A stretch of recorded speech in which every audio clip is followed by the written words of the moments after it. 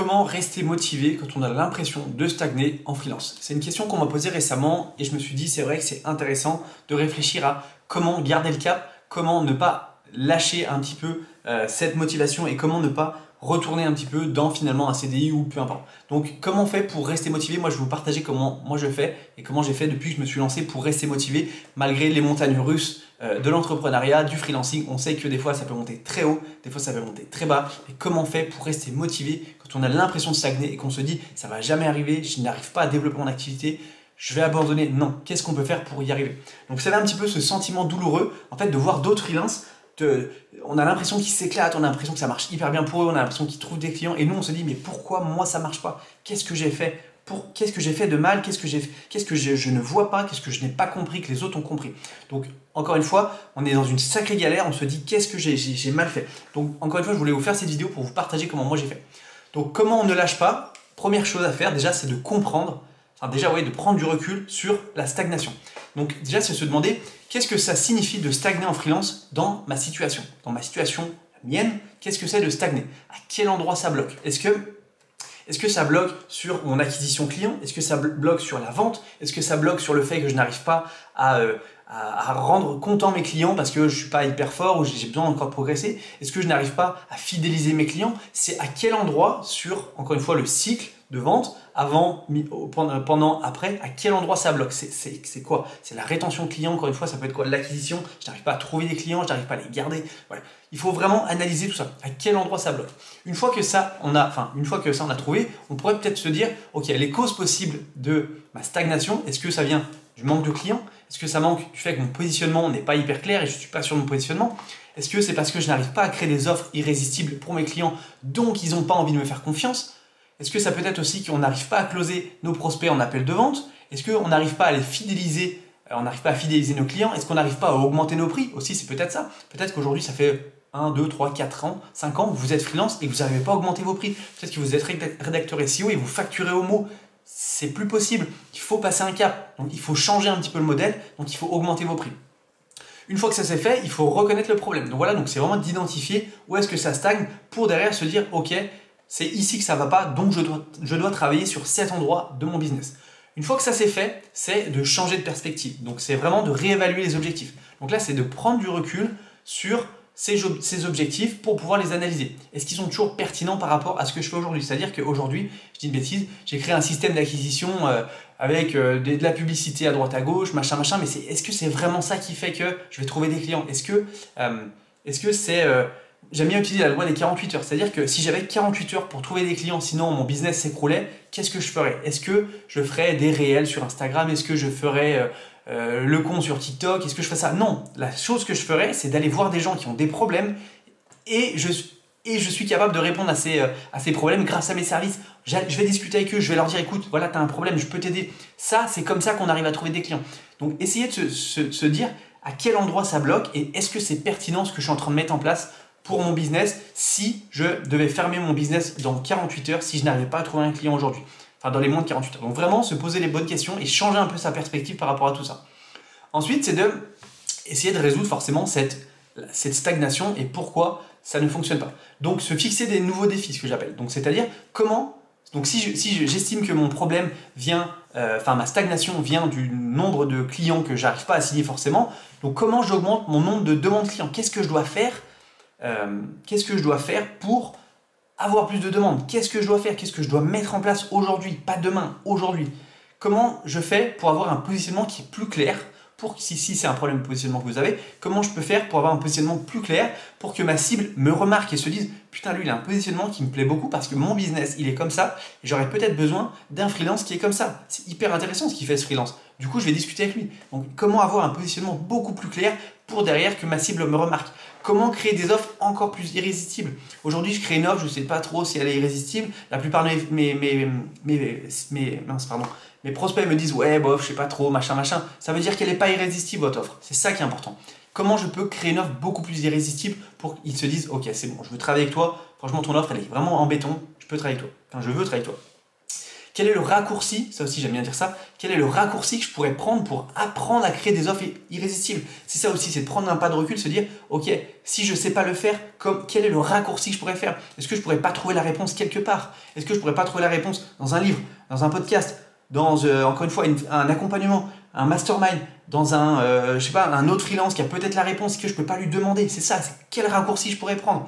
On peut toujours se faire aider, peu importe de quelle manière, mais quel raccourci je pourrais prendre pour monter en compétence sur l'endroit où je stagne dans mon business. Donc ça, c'est hyper important, cette notion de raccourci. Quel raccourci je pourrais prendre pour apprendre à devenir bien meilleur en appel de vente? Ça, c'est pareil. Eh ben, je pourrais peut-être faire ci, ou je pourrais peut-être faire ça, ou je pourrais peut-être aller voir lui qui est hyper fort en appel de vente, un freelance qui est hyper fort en appel de vente. C'est quoi un petit peu que tu utilises en appel de vente pour closer autant? Je suis super curieux, est-ce que tu pourrais pas m'aider? Est-ce que je pourrais pas, j'ai une bêtise, tu me rends ce service-là, derrière je te rends un autre service, on s'aide. Ou alors, bah écoute, est-ce que tu fais du coaching? Je t'achète 1 heure de coaching de ton temps pour que tu m'expliques ton process en appel de vente. Quel raccourci je pourrais utiliser? Ça, c'est important. Après, c'est de choisir le chemin long et incertain ou le chemin rapide et balisé, ce que j'aime bien dire. C'est soit on va dans un chemin un petit peu escarpé, on ne sait pas trop, on avance un petit peu dans la jungle avec une hachette comme ça, un petit peu on avance, un petit peu à vue. Donc c'est un chemin qui est long et un peu incertain. Ou alors on prend le chemin qui est rapide et balisé. Bah, il y a un chemin devant nous avec des balises, on sait exactement où on va, on sait exactement où on met les pieds, et ça c'est intéressant. Donc c'est de se poser la question, est-ce que je souhaite emprunter le chemin long et incertain ou prendre le risque et prendre le risque d'abandonner par manque de réponse? Souvent c'est ça, c'est qu'on dit ouais je vais y aller tout seul et tout, j'avance. Ouais mais le problème c'est que si tu avances tout seul, il y a des chances que tu abandonnes parce que d'une, tu n'auras peut-être pas la motivation, tu n'auras pas les réponses à tes questions, donc c'est un petit peu risqué. Après, si tu veux le faire, fais-le, il n'y a pas de souci. Moi, je vous encourage à le faire. Si vous vous sentez prêt de le faire, faites-le. Où est-ce que je souhaite emprunter le chemin rapide et balisé? Je sais où je vais. Je vois que le point A il est là, le point B il est là, le point C est là. Je sais exactement ce que je vais faire.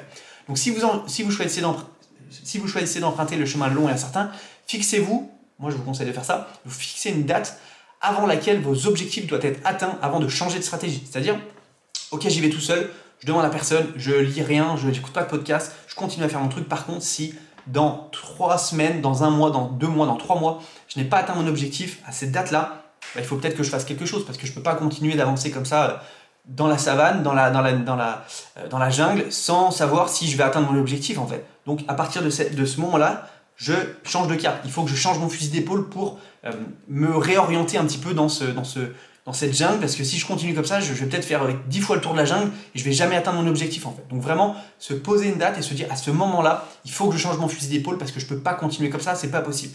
À moins que je veuille aller droit dans le mur.